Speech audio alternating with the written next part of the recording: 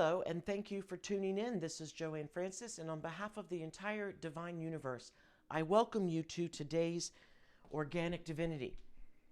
It's inspired from a quick exchange on social media, and it was coming from someone, a friend, sharing a page, and the title of the page. And for today's segment, I'm going to break my rule of trying to not use any negative terms and words. But for today's segment, it's important to do so because we need to understand how we are subliminally or without intention, obviously, because we are all wonderful people, that it's the way we are labeling ourselves and other people that makes this world a little worse than it is and needs to be, if that makes any sense. And so, with your permission, I'm going to use some of these negative terms so that I can drive the point home. And today, the page that was shared, the person used what I call the backhanded compliment, and they positively called it the duality, or the positive or the negative, and they were using the positive and negative of all the words in order to drive that point home. But it was the title of the page that was bothersome to me, and it resonated with me, which is the point of why I said thank you for inspiring me to my friend. I didn't make my point clear when I responded, which is absolutely indeed my biggest challenge when I am talking back and forth with people, unless I am spending hours to rough draft, edit, and so on and so on. And therefore, I prefer, as I am now, speaking, because I know that my point will be taken in the correct tone and manner as for which it is intended.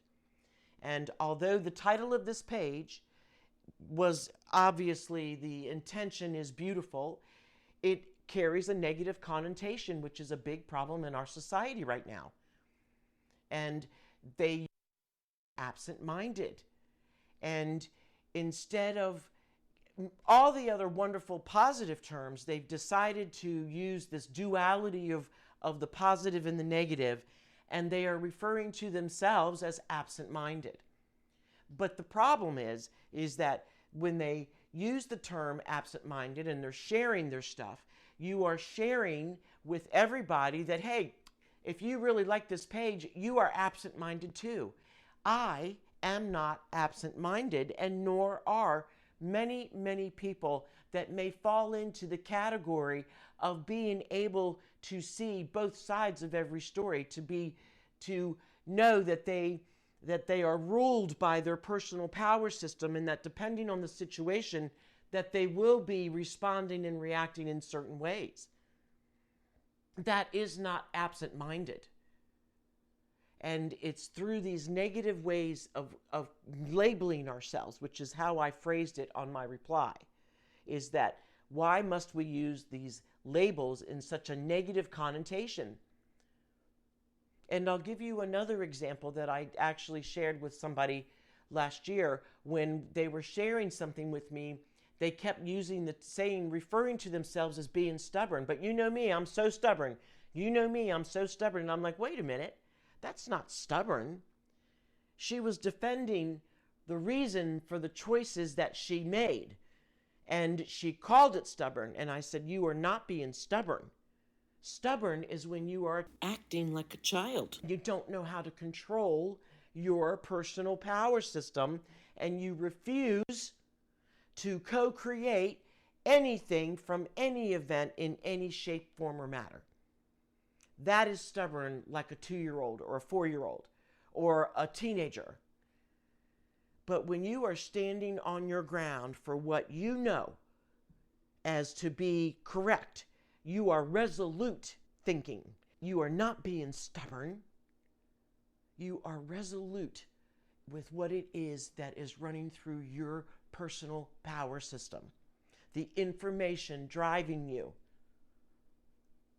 If you have, and when you have control over your personal power system, this emotional guidance system, then you are moving from being just a stubborn person into a resolute person who has no problem standing on their ground for what they know is to be the truth. What a much better, more positive way of thinking of oneself. And that is why and how this whole prospect of how society has used labels in so many ways that they are deterring and throwing and what's that word? They are negating they are negating the positive energy that is available to everybody, because they use these negative ways of not just naming a page, but in the way that they think. And I'm going to now share with you the big daddy, if you will, the huge, huge asteroid of the divine universe that society is doing, that has done, that makes me ill. And again, I don't want to go there, but I will, because you have to understand that this is just how deep and nefarious that this kind of thinking is. And it is the term that, and label, if you will, or name of a mental disorder called Asperger's. And the thought that makes me crazy, a number of emotions, if you will, is that as many things are in this world, things are labeled or named after the person who has discovered it, etc., etc., etc., however the means may be. And in this particular case, the doctor that came up with this term of this particular form of mental ability, see, there you go. I was going to call it a disorder, but it's not. If a disorder is a negative word. So that doctor, evidently, his name is Asperger. And so this is called the Asperger's syndrome or Asperger's disease or whatever they decide. The society just has no idea how awful it can be for any person diagnosed with such a disorder. When you yourself, you are quite old enough, if you are listening to this, you are old enough, you've lived through your early adolescent in through high school, college, etc. You remember how cruel kids can be. And when you think about now the kids, because now we're able to diagnose these things so much earlier in one's life because we have been made aware of it. How do you correlate calling it Asperger's when the first consonant is representative of a three-letter word that is overused and abused in society? Is a bad word, it's a swear word, and it's one of the most biggest used words when you want to deride or derail somebody and speak poorly or use bad language. It makes no sense to me. It is incongruent to me that the society and the very community that is there to help people with mental disease and disorders feel that it is acceptable to call people or label people or diagnose somebody and call it Asperger's disease. Could you have not come up with another term? Why was it so important? Listen to me. You know I get excited when that voice goes up like I'm the adolescent. Why is it so important to that individual or to that they thought it was okay? Their ego, obviously, is okay and well enough that they're okay. But now in today's society, or 15, 20 years ago when it started to be diagnosed, it just blows my mind. And that is the point of this whole segment, is that we have to be very careful with the words that we use, because the negative connotations that come along with it may not disturb you, but please realize that there are many people beside you, beyond your own nose, if you will, beyond the own reach of your own arm across the world, wherever, that take that in such a bad way. So you can choose to continue to spread negative vibes to other people by using negative words such as absent-minded, or you are stubborn, or you suffer from Asperger's disease, or worse, you just using that term because you're just an ass yourself, you see? Do you see how easy it is to fall into that stream of thinking? We have to change the way we use our words. When I was growing up, the phrase was, sticks and stones may break your bones, but words will never hurt you. And that is now no longer the truth. The social media aspect alone, the internet, the email, all the aspects of communication via that, those words written or spoken, like the words I'm speaking now, will burn forever now. There is no getting away from it. Somebody said something about one of the big social media platforms that they know that they now have a memory bank, permanent memory bank. There is no erasing.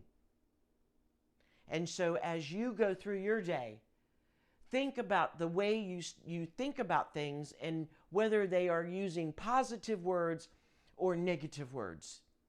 Now, I'll think through the day, and perhaps instead of what word they could use, instead of calling themselves minded, because it's negative. That alone makes that person, understanding the person writing that and utilizing those words to describe their page, to title their page, is indicative of just how susceptible one they themselves can be to using the positive and the negative. So you choose the words that you use wisely. Especially stop from using words to label and other people. And as I say that, I know that I can hear people already, before this is even posted or published, I can hear people say, well, you're not allowing them. And that is not what's happening here with this segment. Most definitely, I am allowing them to be and call and title in whatever they feel, because that's the beauty of this divine universe. And you are choosing to get caught up in and turning it around on me as the author of the very words I am speaking. That is the beautiful contrast that I hope some people get from listening to this particular segment that I'm recording. Yes, I am allowing them. What I am saying now is that we have to rethink and reformat the way that we use our words, because it's that particular simple. And now as I say that, another great example came forward, and it was how a newspaper journalist titled their article about some local children who got up to the state championship and they lost at that point. But the way they titled it, the title of the article, was very negative, and it just was so sad, because I knew the kids were going to make fun of these kids at the school. It was like, oh yeah, they almost made it. No, they didn't almost made it. They made it to the state champion. It blew my mind, the negativity that title held, when it completely demolished the very fact that those kids got from their local county level school system, Board of Ed, and won all of the titles necessary to get up to the state level. It's a medium-sized state. It's not a big state, but it's not a small state either. So that's a massive accomplishment, no matter how big or small the state is.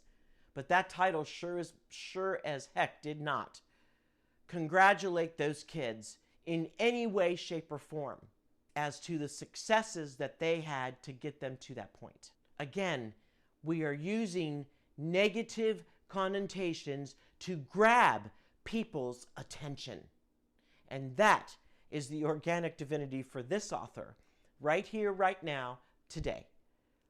Because that's what's being used. The person that titled that page, that really caught my attention, it resonated. My physical being said, stop, that is not acceptable.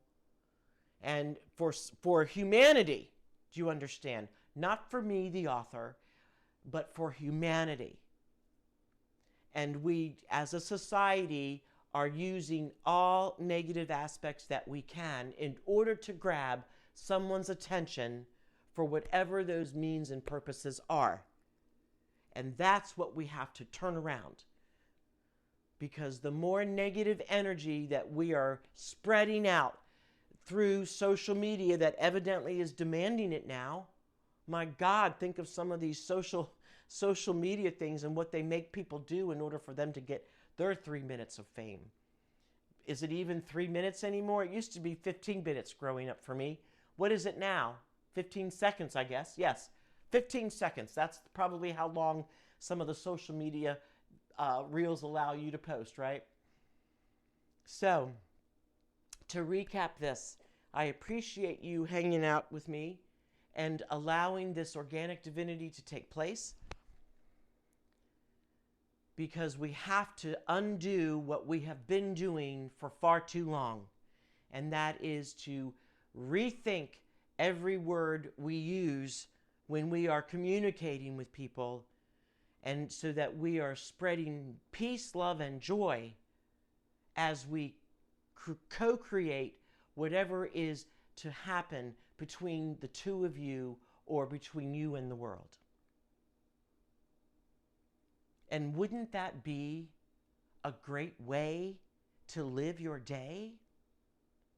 That you just automatically think of all the positive ways of things that are going on? It doesn't negate what's happening. It isn't you shoving it under the rug. Joanne Francis, right here, right now, is the last person walking this earth that will ever tell you to sweep anything or to ignore anything. The whole point and mission of Organic Divinity is for you to learn how to reframe yourself and see, and the perspective, change your perspective on how we have been trained and formatted to see the world we live in. Because as we reformat our way of thinking into this positive way, we start attracting all of the wonderful positive things that are around us. And that is what we're after. We used to call it balance. We're now calling it energetic peace. How about that for today? It's not about just balance. It's about reconfiguring the energy that is coursing through you so that you feel a sense of balance. That is where I want you to spend the day thinking.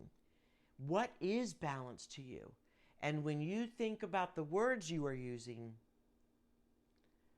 start changing them then and see what happens. The organic divinity that comes from this way of thinking, that is open to all the beauty that is around you, is not absent-minded. That is the wrong way to think of it. It is a beautiful, open-minded way of thinking and living your day. You have the choice and you have the power. You have the power within you to change your way of thinking simply by changing the words that you use.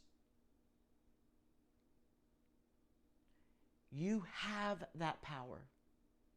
So get to it and have a great day along the way. Thank you.